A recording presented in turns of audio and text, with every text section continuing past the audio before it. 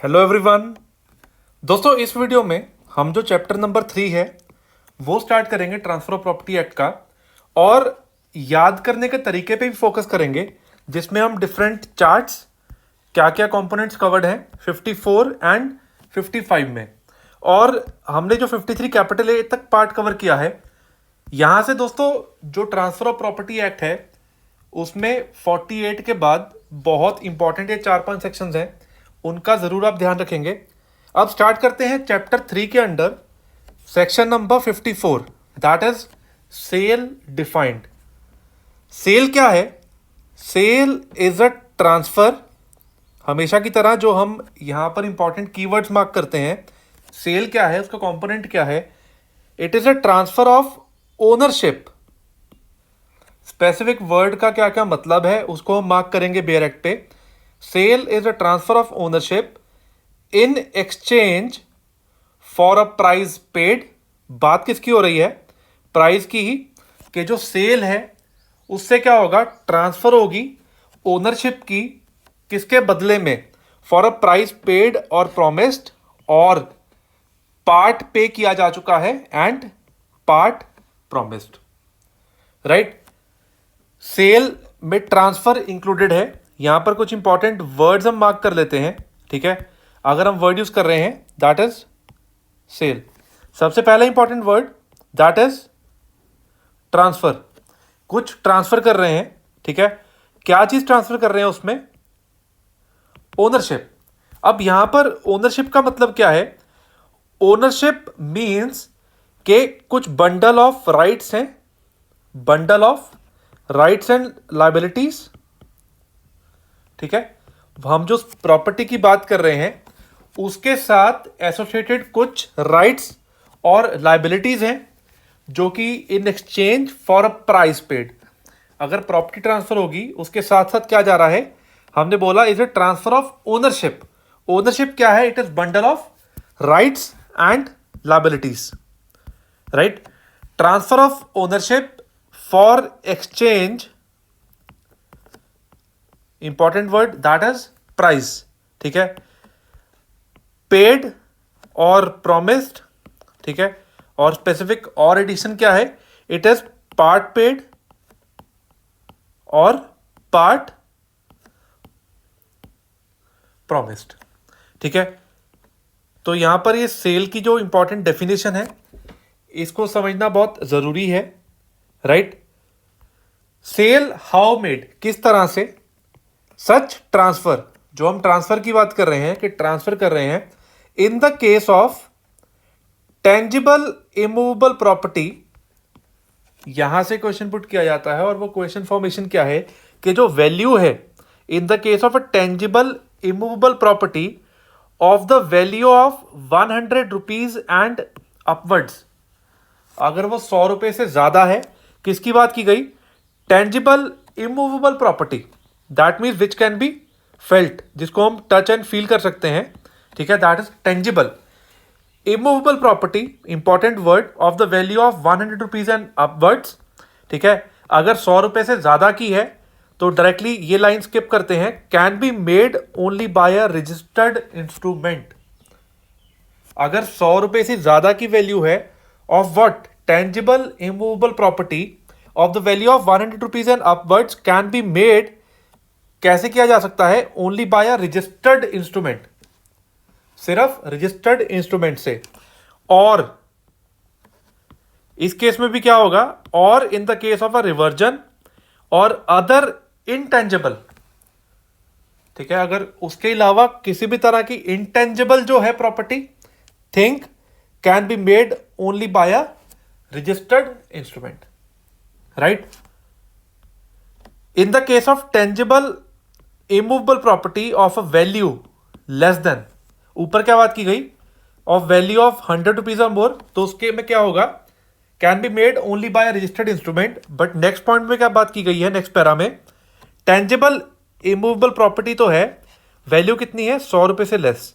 सच transfer में be made either by registered instrument और by delivery of the property. यहां से क्वेश्चन पुट किया जाता है कि क्या क्या ऑप्शन हो सकती हैं अगर वैल्यू ज्यादा की है, 100 रुपए ज्यादा या कम की है। तो बहुत ध्यान रखेंगे, वर्ड क्या यूज किया है, आदर। कोई भी मोड ऑप्ट किया जा सकता है either by a registered instrument और by delivery of the property. ठीक है, तो यहां पर पॉइंट क्लियर है कि अगर कोई प्रॉपर्टी है टेंजिबल इमूवेबल है, अगर उसकी वैल्यू 100 रुपए से ज्यादा है, उस केस में क्या होगा, मैंडेटरी है बाय रजिस्टर्ड इंस्ट्रूमेंट। सेकंड में क्या है, of value less than 100 rupees, तो उसमें वर्ड यूज किया है आइदर। तो कोई भी तरीका ऑप्ट कर सकते हैं, या तो रजिस्टर्ड इंस्ट्रूमेंट या फिर by delivery of the property, कि हम प्रॉपर्टी डिलीवर कर रहे हैं।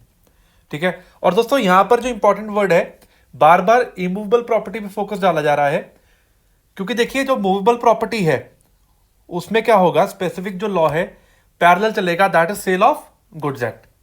और स्पेसिफिकली अगर हम इमूवेबल की बात करेंगे तो सेक्शन 54 पिक्चर में आएगा।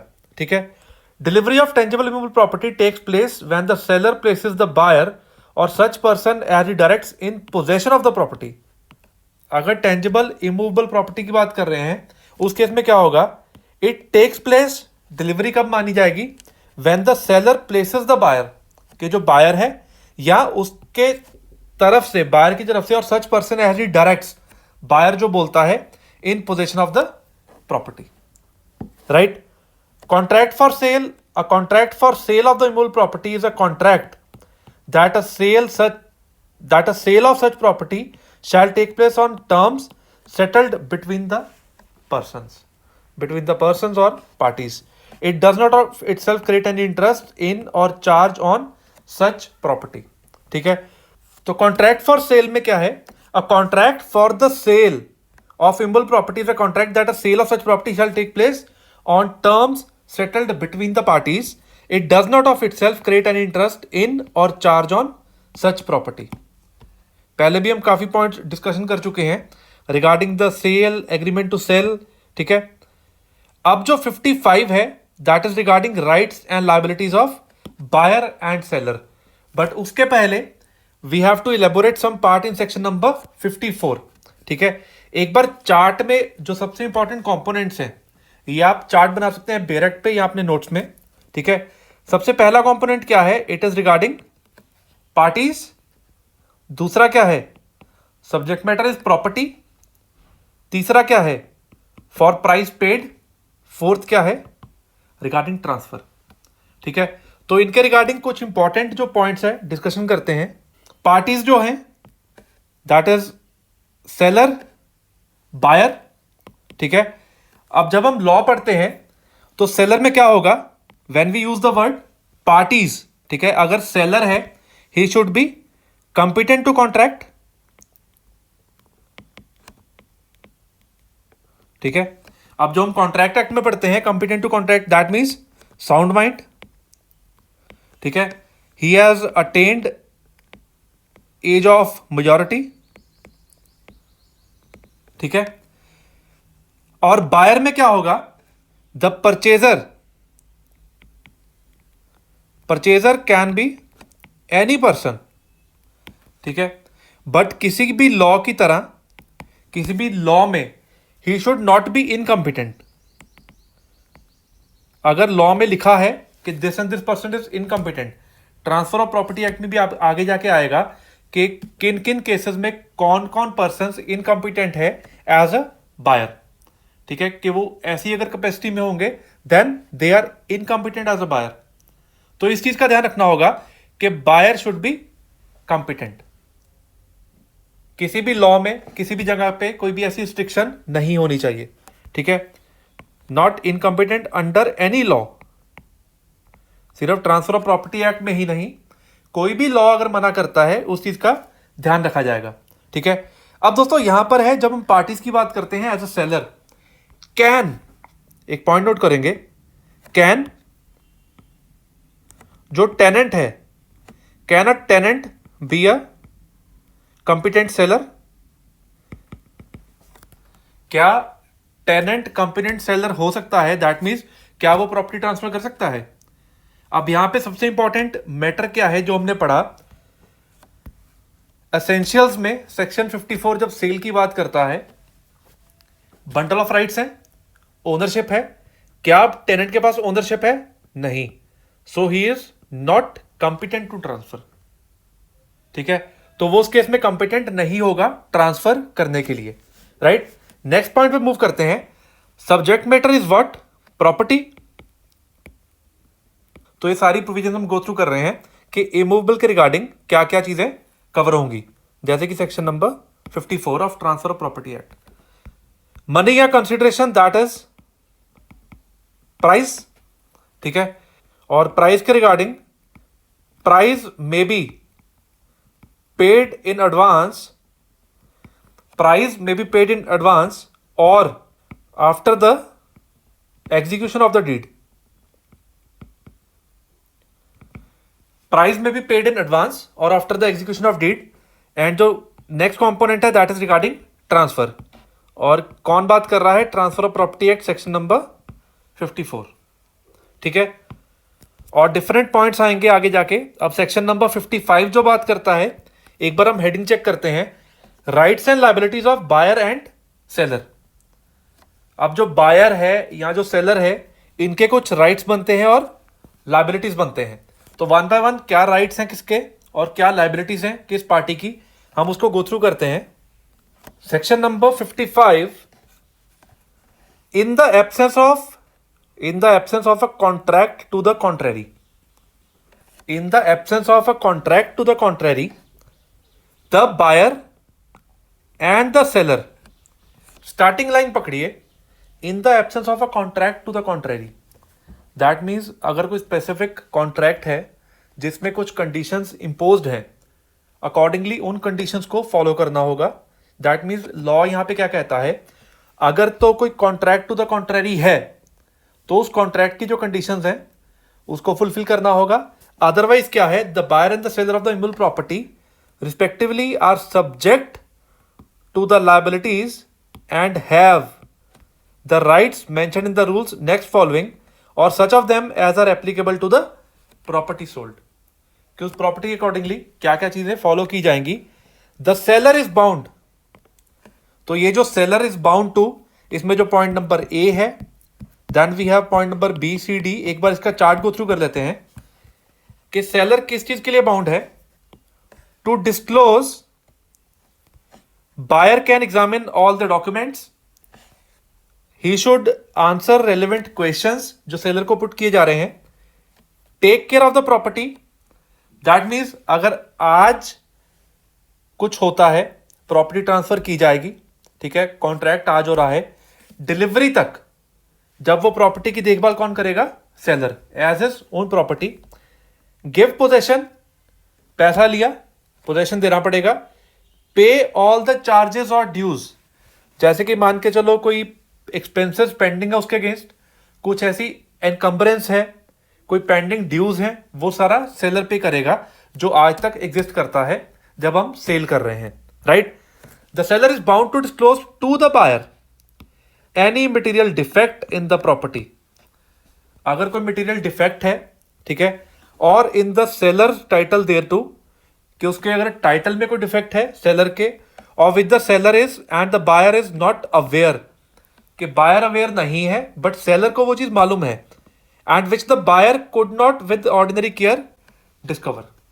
तो ये सारा कुछ सेलर बताएगा बायर को, right. Point number B, to produce to the buyer on his request, कि बायर अगर रिक्वेस्ट करता है कि मेरे को सारे डॉक्यूमेंट्स एग्जामिन करने हैं of the title relating to the property which are in the seller's possession और पावर, उसको प्रोड्यूस करेगा सेलर, कि मेरे को ये डॉक्यूमेंट चेक करते हैं। अगर बायर रिक्वेस्ट करता है to answer to the best of his information all relevant questions, अगर सेलर को कोई क्वेश्चंस पुट किए जा रहे हैं जो क्वेश्चंस है concern by the buyer in respect to the property और द टाइटल देयर टू। अब ये टाइटल आज की डेट में एक्स के पास है, अगर उसके पहले एक्स के पास कहां से आई प्रॉपर्टी, या डॉक्यूमेंट्स कौन कौन से हैं रिलेवेंट, वो सारा कुछ सेलर बताएगा, right.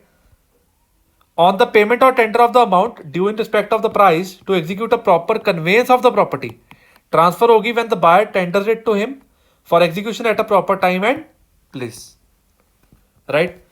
Between the date of the contract of sale, जब कॉन्ट्रैक्ट ऑफ सेल हुआ, and the delivery of the property, तब तक to take as much care of the property and all documents of the title relating thereto which are in his possession as an owner of the ordinary prudence would take of such property and documents.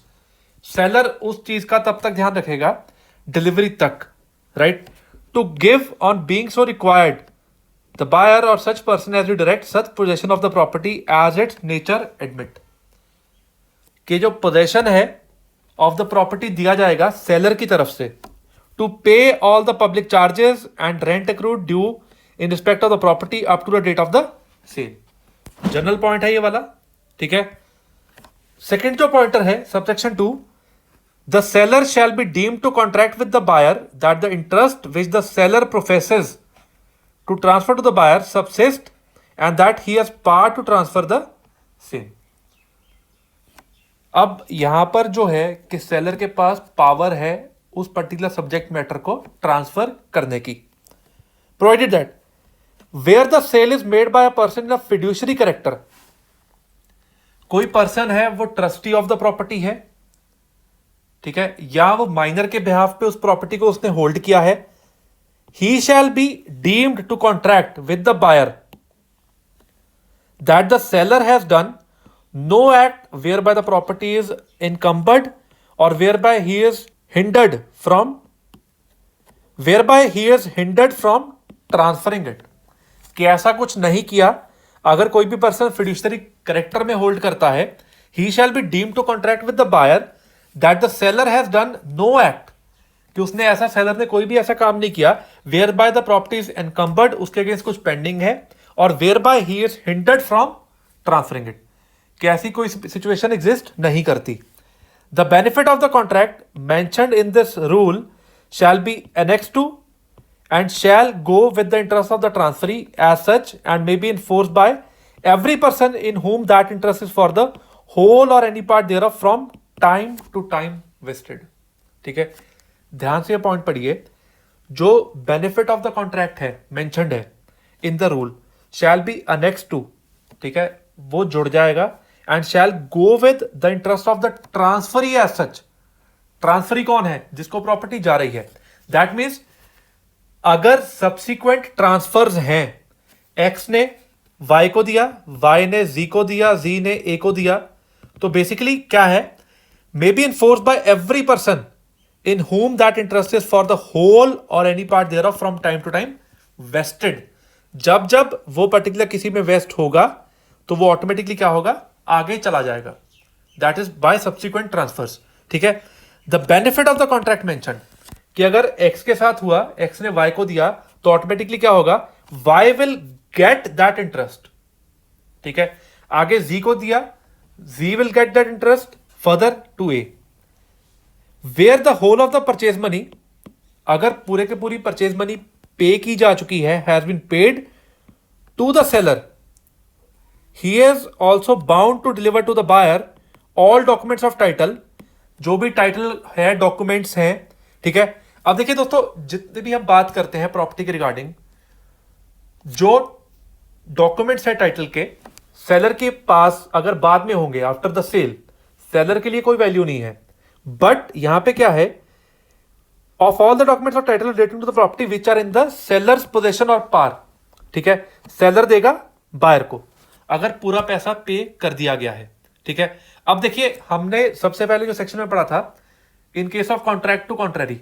ठीक है, अगर कुछ ऐसी conditions हैं वो fulfil नहीं हुई, और पैसे की भी बात कर रहे हैं, अगर पैसा पूरे का पूरा पे नहीं किया गया बायर की तरफ से, तो सेलर उसको विद होल्ड कर सकता है. Right, where the whole of the purchase money has been paid to the seller. Buyer सारा पैसा दे चुका है, बायर ने सारा पैसा सेलर को दे दिया. He is also bound to deliver to the buyer. तो सेलर क्या हो जाएगा, bound to deliver to the buyer all documents of title relating to the property which are in the seller's possession और power. तो मैंने पहले भी बताया कि अब इन डॉक्यूमेंट्स की वैल्यू सेलर के लिए कुछ है नहीं, तो वो जो इंपॉर्टेंट डॉक्यूमेंट्स है रिगार्ड टू टाइटल, वो सारे किसको दिया जाएंगे, बायर को. राइट, और दोस्तों यहां पर एक इंपॉर्टेंट पॉइंट रहता है कि जो सेलर है, सेलर वो खर्चा बेयर करता है कि अगर सर्टिफाइड कॉपीज हैं, कोई डॉक्यूमेंट्स ऐसा रिकॉर्ड निकलवा के बायर को प्रोड्यूस करना है, that he is the having the title of the property, ठीक है, कि सेलर के पास टाइटल है, that is borne by the seller, ठीक है।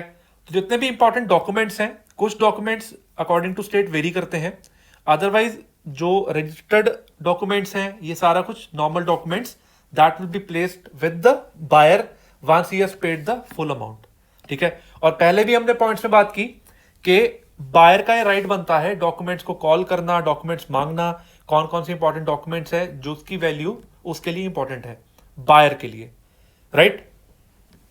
नेक्स्ट जो है subsection 4, the seller is entitled, ठीक है, the seller is entitled to the rent and profits of the property till the ownership thereof passes to the buyer. जिस दिन, जब से ओनरशिप पास होगी, बायर को बेनिफिट तब से मिलने स्टार्ट होंगे, जब तक पूरी ट्रांजैक्शन कंप्लीट नहीं होती, ठीक है। कोई डेट तय की गई है, ठीक है, कोई अब अभी कोई फॉर्मेलिटीज पेंडिंग है, तब तक क्या होगा, बेनिफिट किसको मिलेंगे, the seller is entitled, right. Where the ownership of the property has pass to the buyer before payment of the whole of the purchase money. अगर जो ओनरशिप ऑफ द प्रॉपर्टी है बायर को pass की गई before payment of the whole of the purchase money to a charge upon the property, ठीक है, फिर seller का क्या होगा, seller is entitled to a charge upon the property in the hands of the buyer, ठीक है, क्योंकि obviously पैसा अभी पूरा पे नहीं हुआ, right. The buyer is bound, अब कुछ जनरल पॉइंट्स भी हैं, to disclose to the seller any fact. Buyer क्या है, बायर बाउंड है, कुछ चीजें वो भी डिस्क्लोज करेगा to the seller any fact as to the nature or extent of the seller's interest in the property of which the buyer is aware but of which he has reason to believe that the seller is not aware. उसको लगता है कि seller को ये चीजें मालूम नहीं है, and which materially increases the value of such interest, अगर उससे वैल्यू पे इंपैक्ट पड़ता है। इन that case to pay or tender at the time and place of completing the sale the purchase money to the seller or such person as he directs. Seller जैसा बोलता है कि पैसा आप इसको दो, ठीक है, provided that where the property is sold free from encumbrances, उसके ऊपर कुछ पेंडिंग नहीं है, the buyer may retain out the purchase money the amount of any encumbrance on the property. अगर उस प्रॉपर्टी के अगेंस्ट कुछ पैसा पेंडिंग है, किसी को देना बनता है, ठीक है, existing at the date of the sale and shall pay the amount so retained to the persons entitled thereto. 1 crore की प्रॉपर्टी है, 1 CR की, 20 लाख उसके ऊपर क्या है, कुछ अमाउंट पेंडिंग है किसी पर्सन का, that can be withheld by the buyer, ठीक है। Where the ownership of the property has passed to the buyer, अगर ओनरशिप पास हो चुकी है बायर को, to bear any loss arising from the destruction, injury or decrease in value of the property not caused by the seller. बहुत ध्यान से देखिए, यहां पर कंडीशन ये है, not caused by the seller, seller ने कुछ कॉज नहीं किया, right. Where the ownership of the property has pass to the buyer as between himself and the seller to pay all public charges and rent which may become payable in respect of the property, the principal money due on any encumbrance subject to which the property is sold and the interest thereon afterwards accruing. The buyer is entitled to what, एक बार point check कर लेते हैं, where the ownership of the property has pass to him, अगर जो ownership है उसको पास हो चुकी है बायर को, ठीक है, to the benefit of any improvement or increase in the value of the property and to the rent and profits thereto, ठीक है। ये तो इंप्लाइड पॉइंट है कि बायर को जब वो चीज ट्रांसफर हुई तो अकॉर्डिंगली जो बेनिफिट्स होंगे that will be borne by the buyer, buyer को मिलेंगे, right. Unless he has improperly declined to accept delivery of the property to a charge on the property। कुछ यहां पर कंटेंट नोट करते हैं regarding this provision. Section number 55 starting words ने यह clear कर दिया कि जो सेलर है, seller has the right to impose या फिर पुट कंडीशंस, ठीक है, मतलब जो उनमें क्या होगा, दे कैन इंपोज कंडीशंस कि अकॉर्डिंगली कंडीशंस फुलफिल होंगी, then they can transfer the property, ठीक है। और अगर बायर एग्री करता है, buyer agrees to it, it is totally valid, ठीक है। बायर एग्री करता है तो ये टोटली वैलिड है। और अगर कुछ कंडीशंस नहीं इंपोज की गई या कुछ भी नहीं मेंशन, इन दैट केस हमने डायरेक्टली बोला कि in contract to the contrary, ठीक है, अदरवाइज क्या हो जाएगा, सेक्शन नंबर 55 विल अप्लाई, ठीक है, सेक्शन 55 प्रिवेल करेगा, राइट। और दोस्तों यहां पर जो है कंडीशंस की जो लैंग्वेज है, it should be clear and unambiguous, ठीक है। ऐसा मतलब अनक्लियर फॉर्मेशंस नहीं होनी चाहिए, it should be very clear from the terms कि ये कहना क्या चाह रहे हैं, राइट। अब ये जो पार्ट था section number 54 and 55, next part we will be starting with section number 56, that is regarding marshalling. और ये ट्रांसफर प्रॉपर्टी एक्ट का इंपॉर्टेंट कॉन्सेप्ट है। इसमें कई बार सेक्शन नंबर पुट किया जाता है और कई बार कॉन्सेप्ट के रिगार्डिंग क्या चीज है, मेंस के लिए भी ये बहुत इंपॉर्टेंट पॉइंट है। What is marshalling?